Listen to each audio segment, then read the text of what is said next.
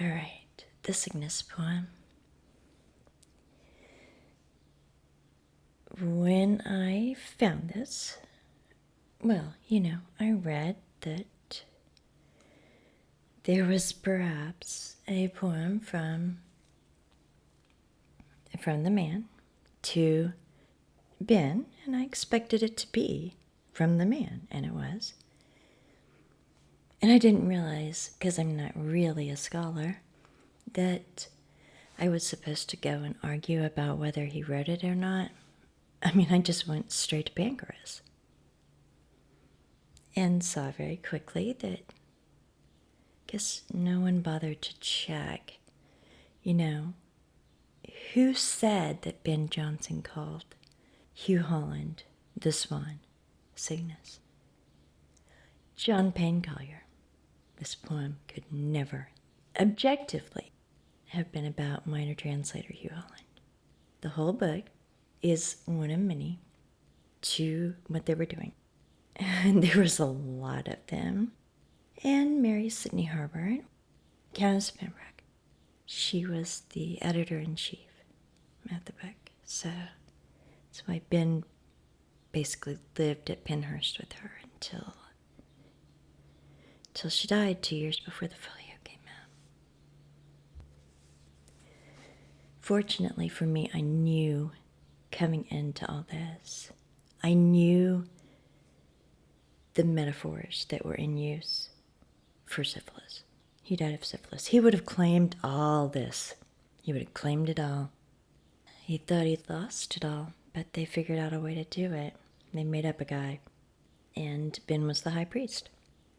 All right, this is the intro to the intro. It's like sort of a dedicatory poem to Hugh Holland for his book. Even though he says it's imperfect, it'll help us to gather together as orphans, to refine bastard songs.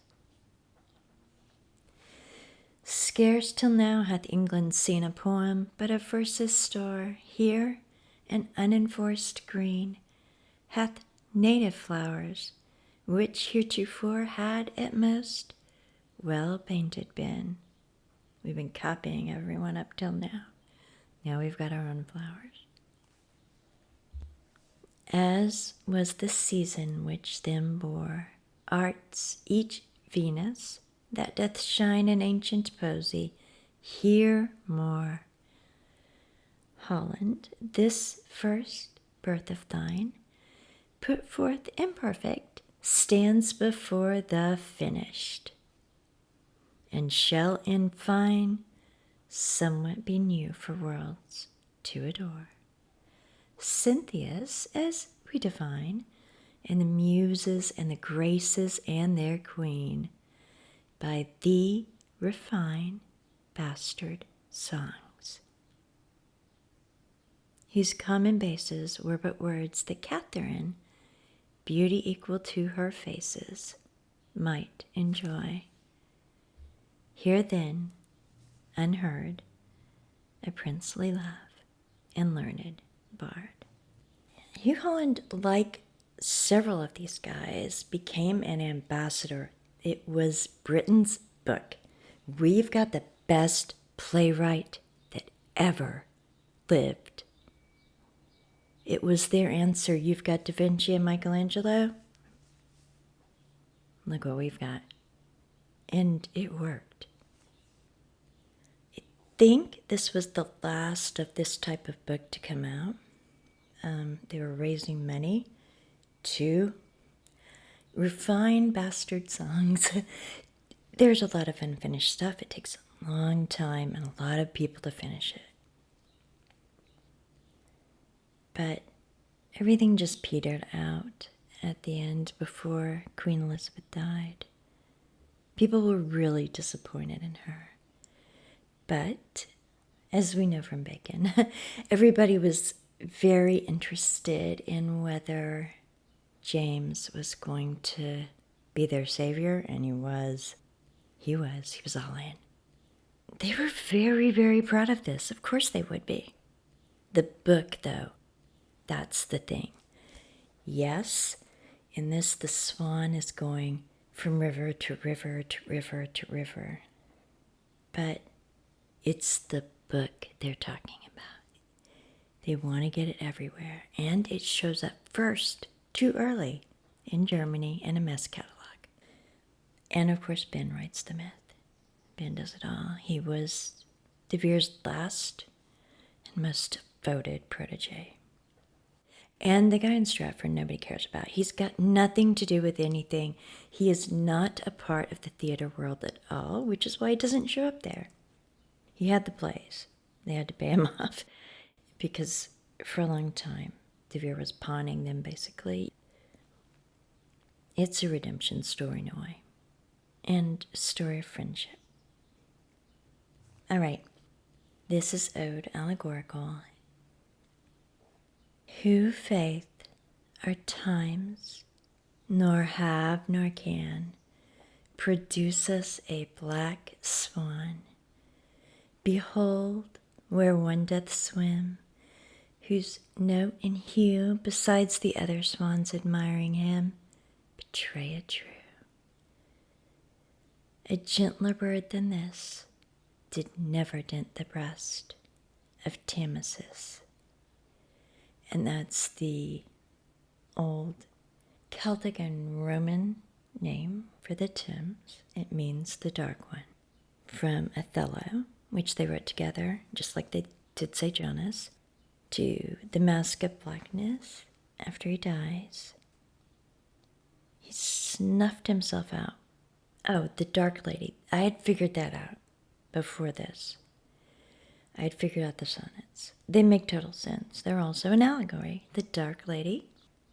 Look, she's gray. Nobody's gray. Is syphilis, and Will is only 3 years old. 3 years since I first hallowed thy dear name. There can never have been people the second you look. Ben is the rival poet, but there's two really, because Mary Sidney Herbert is there too, the Countess. But even that, right? A better pen doth use my name? What the hell does that mean? Anyway, yes, black is what they go with. Big time. Now, it's a metaphor for syphilis, but also you get fire and shepherds. No, they just stick with black. Mark, mark, but when his wing he takes, how fair a flight he makes, how upward and direct, whilst pleased Apollo smiles in his sphere, to see the rest effect in vain to follow. This swan is only his, and Phoebus' love the cause of his blackness is. He showed him first the hoof-cleft spring, near where the Thespiads sing, the clear Dircean fount where Pindar swim, the pale Pyrene and the forked mount. And when they came to brooks and broader streams, from Zephyr's rape would close him with his beams. This changed his down, till this, as white as the whole herd in sight, and still is in the breast. That part nor wind nor sun could make to vary from the rest, or alter kind. So much doth virtue hate, for style of rareness to degenerate. Be then both rare and good and long, continue thy sweet song, nor let one river boast thy tunes alone. But prove the air, and sail from coast to coast. Salute old Moen, but first to Clewed stoop low, the vale that bred thee pure as her hills snow. From thence display thy wing again over Arun main to the Eugenian dale. There charm the rout with thy soft notes, and hold them within pale that late were out. Music hath power to draw where neither force can bend, nor fear can awe. And then we get like a nod to a patron. Be proof the glory of his hand, Charles Mountjoy, whose command hath been all harmony upon the kern and wildest Irishry, that time hath done, whose strength is above strength, and conquers all things, yea, itself, at length. Whoever sipped at Baffire River, that heard but spite deliver his far admired acts, and is not rapt with infiat rage to publish their bright tracts. Rage to them is like intense desire.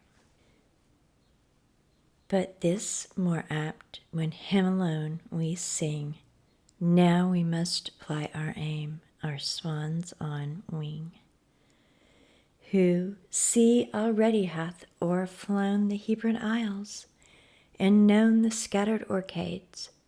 From thence is gone to utmost Thule, whence he backs the seas to Caledon, and over Grampius mountain, to Lomond lake, and Tweed's black springing fountain. Haste, haste, sweet singer, nor to Tyne, Humber, or Ouse decline, but overland to Trent. There cool thy plumes, and up again in skies and air, to vent their reeking fumes. I'm sorry, Trent, till thou at Thames alight, from whose proud bosom thou beginst thy flight. Now the end of this is an exact mirror of the end of the First Folio poem of Ben's. Everybody's incredibly sad. Everybody at all these places, especially the Thames, they're grieving about you, and then go up into the sky to be a constellation. Also, right, end of the First Folio poem of Ben's, it's, you entertained Eliza and our James. Here, it's everybody you entertained for the Queen. Tim's proud of thee and of his fate, in entertaining late the choice of Europe's pride. The nimble French, the Dutch, whom wealth, not hatred, doth divide. The Danes that drench their cares in wine, with sure though slower Spain and Italy mature. All which, when they but hear a strain of thine, shall think the main hath sent her mermaids in, to hold them here. Yet, looking in thy face, they shall begin to lose that fear, and in the place envy so black a bird, so bright a quality. But should they know, as I, that this, who warbleth Pancharis, the swan song, or Cygnus, once high flying with Cupid's wing, though now by love transformed and daily dying, which makes him sing with more delight and grace, or thought they Leda's white adulterer's place among the stars should be resigned to him, and he there shrined, or Thames be rapt from us to dim and drown in heaven the sign of old Eridanus, how they would frown. But these are mysteries concealed from all but clear prophetic eyes. You'll get that a lot from Ben. It is enough their grief shall know at their return, nor Po, Iberus, Tagus, Rhine, Scheldt, nor the Maas, slow Arar, nor swift Rhone, the Loire, nor Seine, with all the race of Europe's waters can set out a like or second to our swine.